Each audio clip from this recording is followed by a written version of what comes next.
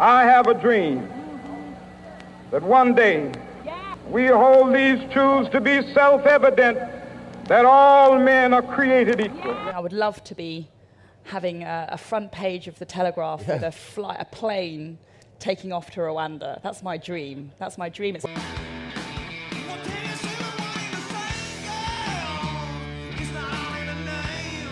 Suella Braverman, ladies and gentlemen, Suella Braverman. She has a dream. She has a dream, people. She has a dream. I'm sure she's had this dream since she was a small child. A dream of rounding up refugees, immigrants, those most vulnerable in society, rounding them up, sticking them on a plane and sending them into the centre of Africa. Incredible, courageous woman. And it just goes along the trend of our superior cabinet members that we have running this country right now. Another prime example, Health Secretary Teresa Coffey. Obviously an individual that has dedicated her life to ensuring the health and well-being of a nation, promoting the importance of health, fitness and decent healthcare in this country.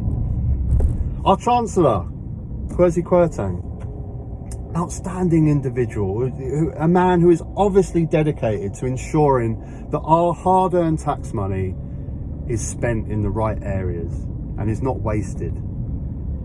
Dedicated individual. I can't do it anymore. I can't. They're mental. They're not. No, hang on a minute. We've got one more. I've got one more because we can't forget our incredible business secretary, Jacob Rees-Mogg. What an incredible individual. A man instrumental in Brexit, taking us out of that disastrous European Union. And now he's business secretary. A man that is obviously dedicated to ensuring that all business in this country is not restricted in any way, that we're free to be able to trade where we want, import, no restrictions to importing. He's obviously dedicated and an incredible man. Can you imagine if I played you this video back in like the mid-noughties or something? If I played you this video, you'd think I was absolutely insane. If I went back to you 20 years ago and went, do you want to see who's running the country right now? You'd be like, what? These pricks? No, I've got to take it back to Braverman. I've got to take it back to Braverman with her dream. Her dream. I don't know if you saw the full interview, but it wasn't just her dream of sending refugees to Rwanda. No, she had other dreams as well. And one of her other dreams was making sure that the young people in this country are sent to work on the farms, and the well-paid jobs will get immigration over for our well-paid engineer jobs. We get a lot of special pleading in this debate. The farmers come and say, oh, well, we can't recruit locally. The British people are lazy. They don't want to work in the fields. We get business coming and saying, well, who's going to be my shop assistant? Would you say try harder to find the Yes, Brits? exactly. And I think if we're going to help them with migration, we have to make it incumbent on them, on farming, to innovate, industrialise and use technology to reduce the requirement and their reliance on cheap foreign workers. There are examples all over the country and abroad where automation is making agriculture much more efficient and more productive in the long term. Yeah. We should be asking them to advertise more energetically locally. There's a great, I don't buy this line that they say the British people don't want to work in farms. I'm not persuaded by that. There's studies which show that young people just don't know enough about the opportunities in farming. And actually there are examples of farming enterprises around the country where they are employing largely domestic workforces. Yeah. And actually in doing so, they've created a great community and culture of cohesion and team spirit, as opposed to just looking abroad as the first port of call. So I think we've got to put the burden back on our farmers and on our businesses to recruit domestically first. I think we can go for growth and we can get overall migration down. It's the type of migration. So that's why focusing on highly skilled workers. So, if there are sectors where there are acute shortages, we do have a shortage of broadband engineers in this country. We want to get is it microfiber? No, fiber. Fiberborne. There we go. You see, Don't ask me about IT. Yes. And It's infrastructure.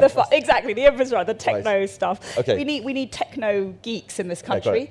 Let's bring them in. Now, I seriously, I do not understand this argument about only getting high-skilled workers into the country. It makes no sense to me. Braverman wants our young people working down the farms, and there's a pavement there. You want to go on the pavement? Yep, nice one, thank you. It makes no sense to me. Braverman wants our young people working down the farms, and she wants high-skilled workers coming in from abroad. Why? Everyone's fucking. What sort of parking is that?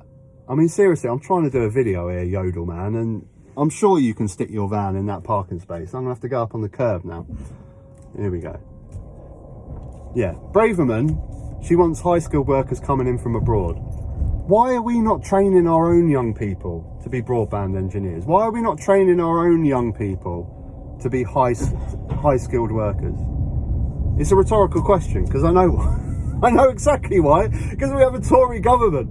Why would they want to invest money in our young people when they can just grab engineers from abroad? We've already seen it. We saw it with nurses. We used to pay to train British nurses, young people. We used to pay them to train them to be British nurses. Why would the Tories want to do that? The Tories came along and they scrapped all that. Why are we spending all this money training British nurses when we can just go over to the Philippines and grab a couple of 100,000, bring them over? It's bollocks. Braverman wants our young people down the farms, and she wants high-skilled workers from abroad because they don't have to pay. They don't have to pay for it. And, you know, she talks about automation in farming and this reliance on low-skilled workers. And I'm with you, Braverman, I'm with you. We should be looking more into technology in farming and stop relying on cheap labour.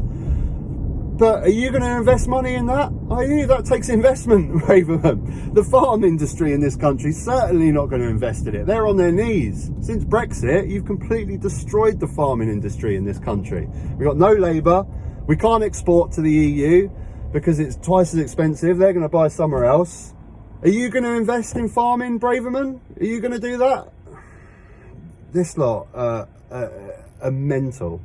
Absolutely mental. Like I say, if you played this video to every average person 20 years ago, you'd think you're absolutely nuts. Absolutely nuts. These guys are a joke. Chancellor Quirtang, mate, give me Gordon Brown in a second. Give me Gordon Brown in a second over this loony that has just cost this country 65 billion in the last week. 65 billion. Seriously, you have to laugh. I have to laugh. I'm also going to get round this lot because they're being a bit of a pain in the arse. You got to laugh. I have to just take the piss out of this now because otherwise you're just in despair. It's lunatic. These guys are lunatics. Look at them. Look at them. Coffrey, Quirtang, and at the top, Truss. Bloody drone barking dogs Truss. They've now got patrol dogs who are barking, which helps deter drones. This is who's in charge of us. Oh, God. Till next time, take care.